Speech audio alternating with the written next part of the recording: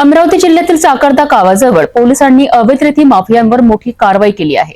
शासनाच्या लाखो रुपयांच्या महसूलला गमावून अवैधपणे रेती चोरी करणाऱ्या माफियांवर कारवाई करत 2 ट्रॅक्टर आणि 11 लाख रुपयांचा मुद्देमाल जप्त करण्यात आलाय। 8 एप्रिल 2025 रोजी धारणी पोलिसांनी साकर्दा गावाजवळ अवैध रेती माफियांच्या विरोधात मोठी कारवाई केली। पोलिसांनी 2 ट्रॅक्टर जप्त केले, ज्यांची किंमत 11 लाख रुपये आहे। रेती माफियांनी शासनाच्या लाखो रुपयांचा महसूल बुडवून अवैधपणे रेतीची चोरी केली होती। पोलिसांनी राजू रिंगा मावस्कर वय वर्ष 36 आणि प्रेमचंद तोताराम डहाके वय वर्ष 24 यांना अटक केली।